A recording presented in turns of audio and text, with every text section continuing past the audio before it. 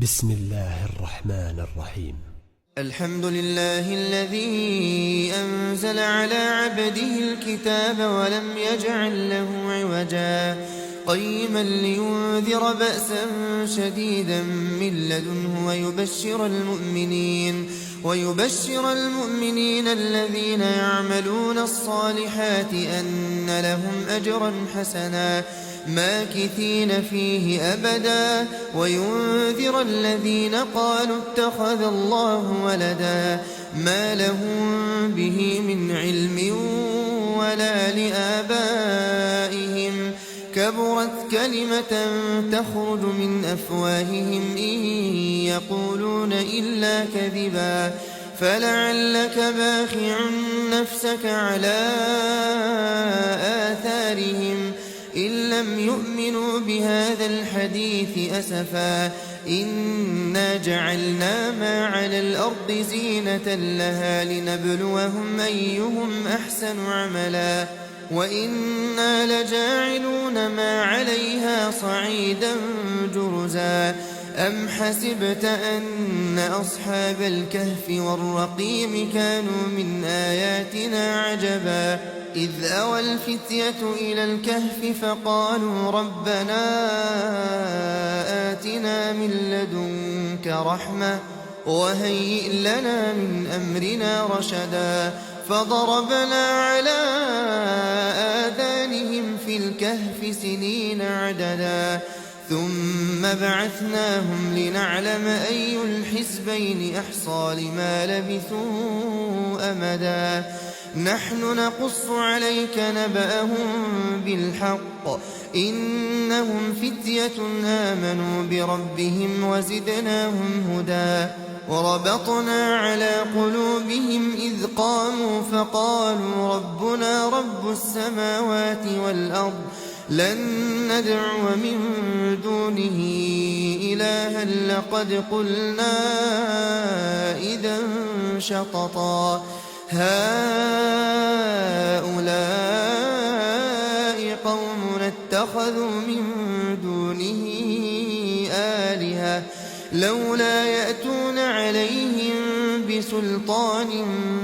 بين فمن أظلم ممن افترى على الله كذبا وإذ اعتزلتموهم وما يعبدون إلا الله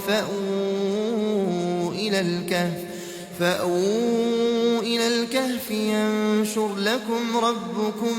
من رحمته ويهيئ لكم من أمركم مرفقا وترى الشمس إذا طلعت تزاور عن كهفهم ذات اليمين وإذا غربت تقرضهم ذات الشمال وهم في فجوة منه ذلك من آيات الله من يهد الله فهو المهتد ومن يضلل فلن تجد له وليا مرشدا وتحسبهم أيقاظا وهم رقود ونقلبهم ذات اليمين وذات الشمال وكلبهم باسط ذراعيه بالوصيد لو اطلعت عليهم لوليت منهم فرارا ولملئت منهم رعبا وكذلك بعثناهم ليتساءلوا بينهم قال قائل منهم كم لبثتم قالوا لبثنا يوما أو بعض يوم قالوا ربكم أعلم بما لبثتم فابعثوا أحدكم بورقكم هذه إلى المدينة فلينظر أيها أزكى طعاما فليأتكم برزق منه وليتلطف ولا يشعرن بكم أحدا إنهم إن يظهروا عليكم يرجموكم أو يعيدوكم في ملتهم ولن تفلحوا إذا أبدا وكذلك أعثرنا عليهم ليعلموا أن وعد الله حق وأن الساعة لا ريب فيها إذ يتنازعون بينهم أمرهم فقالوا ابنوا عليهم بنيانا ربهم أعلم بهم قال الذين غلبوا على أمرهم لنتخذن عليهم مسجدا سيقولون ثلاثة رابعهم كلبهم ويقولون خمسة سادسهم كلبهم رجما بالغيب ويقولون سبعة وثامنهم كلبهم قل ربي أعلم بعدتهم ما يعلمهم إلا قليل فلا تمار فيهم إلا مراء ظاهرا ولا تستفت فيهم منهم أحدا ولا تقولن لشيء إني فاعل ذلك غدا إلا أن يشاء الله واذكر ربك إذا نسيت وقل عسى أن يهديني ربي لأقرب من هذا رشدا ولبثوا في كهفهم 300 سنين وازدادوا 9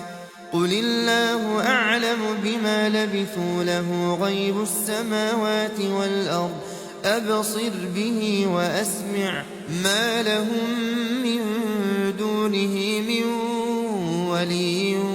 ولا يشرك في حكمه أحدا واتل ما أوحي إليك من كتاب ربك لا مبدل لكلماته ولن تجد من دونه ملتحدا واصبر نفسك مع الذين يدعون ربهم بالغداة والعشي يريدون وجهه ولا تعد عيناك عنهم تريد زينة الحياة الدنيا ولا تطع من أغفلنا قلبه عن ذكرنا واتبع هواه وكان أمره فرطا وقل الحق من ربكم فمن شاء فليؤمن ومن شاء فليكفر إنا أعتدنا للظالمين نارا أحاط بهم سرادقها وإن يستغيثوا يغاثوا بماء كالمهل يشوي الوجوه بئس الشراب وساءت مرتفقا إن الذين آمنوا وعملوا الصالحات إنا لا نضيع أجر من أحسن عملا أولئك لهم جنات عدن تجري من تحتهم الأنهار يحلون فيها من أساور من ذهب ويلبسون ثيابا خضرا من سندس واستبرق متكئين فيها على الأرائك نعم الثواب وحسنت مرتفقا واضرب لهم مثلا الرجلين جعلنا لأحدهما جنتين من أعناب وحففناهما بنخل وجعلنا بينهما زرعا كلتا الجنتين آتت أكلها ولم تظلم منه شيئا وفجرنا خلالهما نهرا وكان له ثمر فقال لصاحبه وهو يحاوره أنا أكثر منك مالا وأعز نفرا ودخل جنته وهو ظالم لنفسه قال ما أظن أن تبيد هذه أبدا وما أظن الساعة قائمة ولئن رددت إلى ربي لأجدن خيرا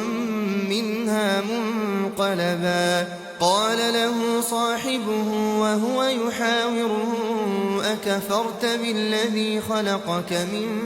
تراب ثم من نطفة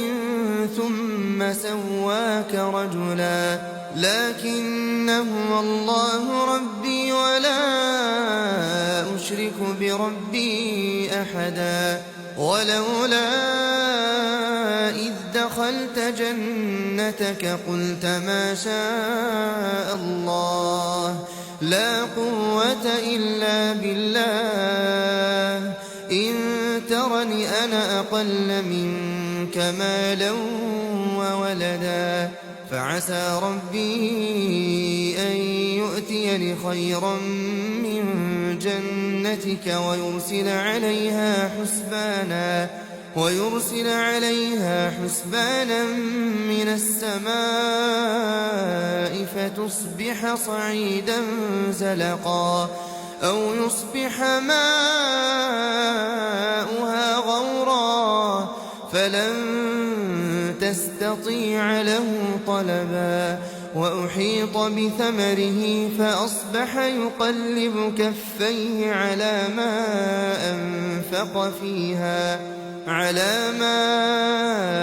أنفق فيها وهي خاوية على عروشها ويقول يا ليتني لم أشرك بربي أحدا ولم تكن له فئة ينصرونه من دون الله وما كان منتصرا هنالك الولاية لله الحق هو خير ثوابا وخير عقبا واضرب لهم مثل الحياة الدنيا كماء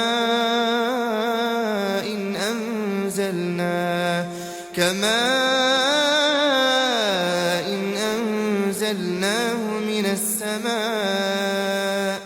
فاختلط به نبات الأرض فأصبح هشيما تذروه الرياح وكان الله على كل شيء مقتدرا المال والبنون زينة الحياة الدنيا والباقيات الصالحات خير عند ربك ثوابا وخير أملا ويوم نسير الجبال وترى الأرض بارزة وحشرناهم فلم نغادر منهم أحدا وعرضوا على ربك صفا لقد جئتمونا كما خلقناكم أول مرة بل زعمتم أن لن نجعل لكم موعدا ووضع الكتاب فترى المجرمين مشفقين مما فيه ويقولون يا ويلتنا ما لهذا الكتاب لا يغادر صغيرة ولا كبيرة إلا أحصاها ووجدوا ما عملوا حاضرا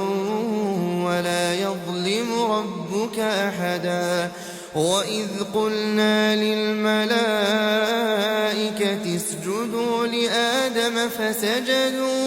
فسجدوا إلا إبليس كان من الجن ففسق عن أمر ربه أفتتخذونه وذريته أولياء من دوني وهم لكم عدو بئس للظالمين بدلا ما أشهدتهم خلق السماوات والأرض ولا خلق أنفسهم وما كنت متخذ المضلين عضدا ويوم يقول نادوا شركائي الذين زعمتم فدعوهم فلم يستجيبوا لهم وجعلنا بينهم موبقا ورأى المجرمون النار فظنوا أنهم مواقعوها ولم يجدوا عنها مصرفا ولقد صرفنا في هذا القرآن للناس من كل مثل وكان الإنسان أكثر شيء جدلا وما منع الناس أن يؤمنوا إذ جاءهم الهدى ويستغفروا ربهم إلا أن تأتيهم سنة الأولين أو يأتيهم العذاب قبلا وما نرسل المرسلين إلا مبشرين ومنذرين ويجادل الذين كفروا بالباطل ليدحضوا به الحق واتخذوا آياتي وما أنذروا هزوا ومن أظلم ممن ذكر بآيات ربه فأعرض عنها ونسي ما قدمت يداه إنا جعلنا على قلوبهم أكنة أن يفقهوه وفي آذانهم وقرا وإن تدعهم إلى الهدى فلن يهتدوا إذا أبدا وربك الغفور ذو الرحمة لو يؤاخذهم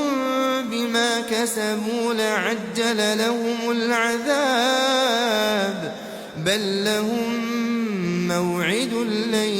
يجدوا من دونه موئلا وتلك القرى أهلكناهم لما ظلموا وجعلنا لمهلكهم موعدا وإذ قال موسى لفتاه لا أبرح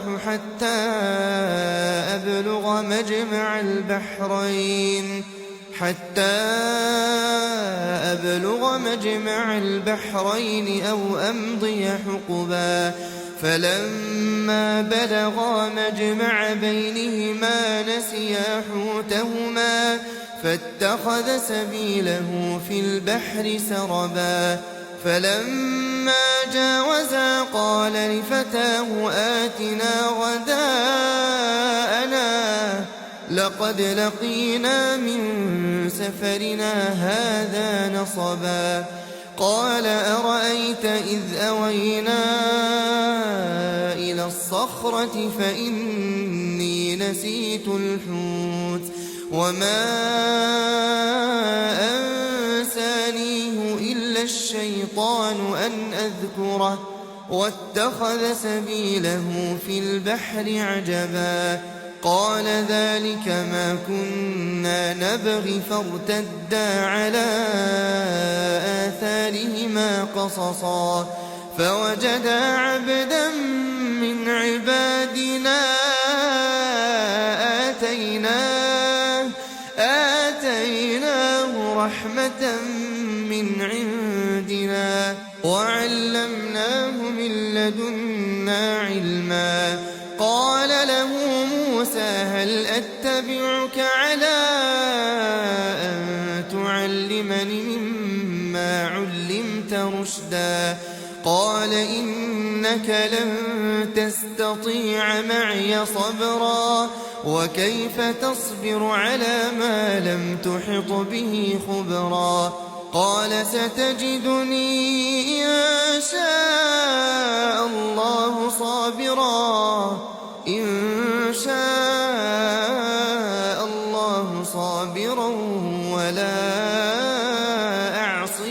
لك أمرا. قال فإن اتبعتني فلا تسألني عن شيء حتى أحدث لك منه ذكرا. فانطلقا حتى إذا ركبا في السفينة خرقها قال أخرقتها لتغرق أهلها لقد جئت شيئا إمرا. قال ألم أقل إنك لن تستطيع معي صبرا. قال لا تؤاخذني بما نسيت ولا ترهقني من أمري عسرا. فانطلقا حتى إذا لقيا غلاما فقتله. قال أقتلت نفسا زكية بغير نفس لقد جئت شيئا نكرا. قال ألم أقل لك إنك لن تستطيع معي صبرا. قال إن سألتك عن شيء بعدها فلا تصاحبني قد بلغت من لدني عذرا. فانطلقا حتى إذا أتيا أهل قرية استطعما أهلها فأبوا أن يضيفوهما فوجدا فيها جدارا يريد أن ينقض فأقامه. قال لو شئت لاتخذت عليه أجرا. قال هذا فراق بيني وبينك سأنبئك بتأويل ما لم تستطع عليه صبرا. أما السفينة فكانت لمساكين يعملون في البحر فأردت أن أعيبها وكان وراءهم ملك يأخذ كل سفينة غصبا. وأما الغلام فكان أبواه مؤمنين فخشينا أن يرهقهما طغيانا وكفرا. فأردنا أن يبدلهما ربهما خيرا منه زكاة وأقرب رحما. وأما الجدار فكان لغلامين يتيمين في المدينة وكان تحته كنز لهما وكان أبوهما صالحا فأراد ربك أن يبلغا أشدهما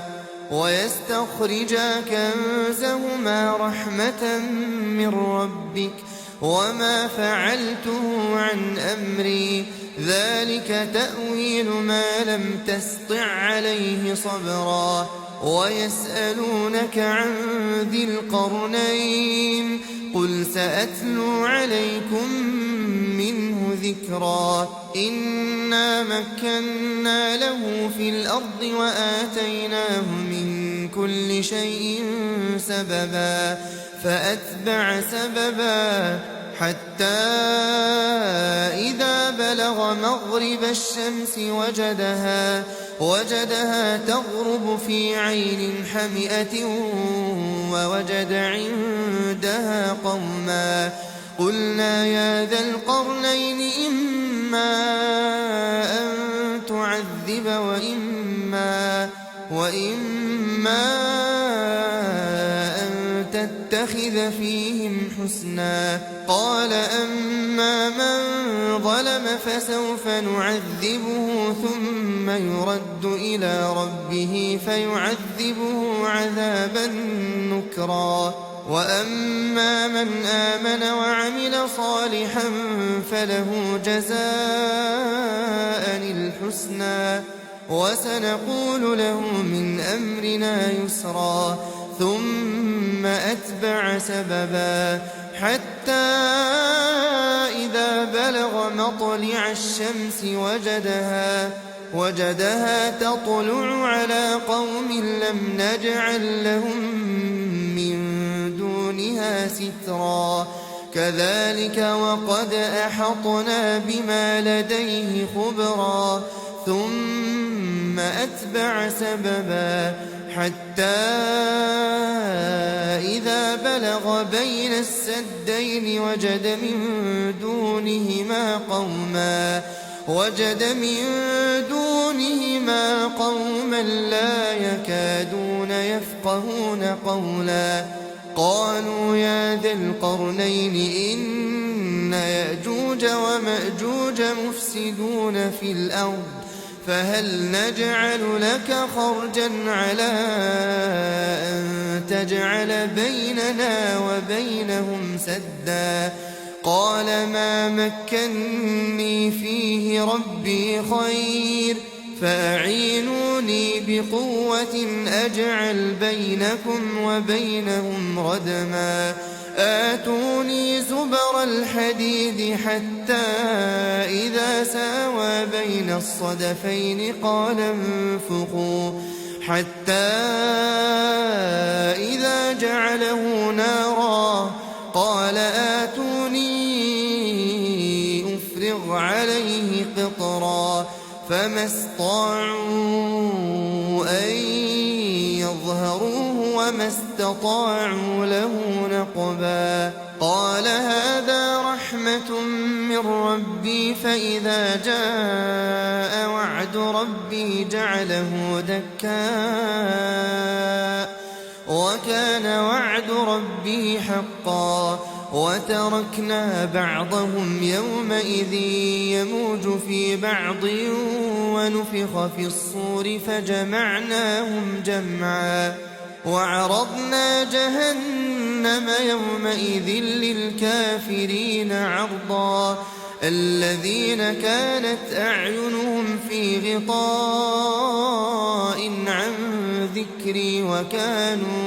وكانوا لا يستطيعون سمعا أفحسب الذين كفروا أن يتخذوا عبادي من دوني أولياء إنا أعتدنا جهنم للكافرين نزلا قل هل ننبئكم بالأخسرين أعمالا الذين ضل سعيهم في الحياة الدنيا وهم يحسبون أنهم يحسنون صنعا أولئك الذين كفروا بآيات ربهم ولقائه فحبطت أعمالهم فلا نقيم لهم يوم القيامة وزنا ذلك جزاؤهم جهنم بما كفروا واتخذوا آياتي ورسلي هزوا إن الذين آمنوا وعملوا الصالحات كانت لهم جنات الفردوس نزلا خالدين فيها لا يبغون عنها حولا قل لو كان البحر مدادا لكلمات ربي لنفد البحر قبل أن تنفد كلمات ربي ولو جئنا بمثله مددا قل إنما أنا بشر مثلكم يوحى إلي أنما إلهكم إله واحد فمن كان يرجو لقاء ربه فليعمل عملا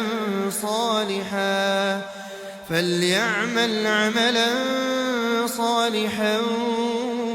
ولا يشرك بعبادة ربه أحدا.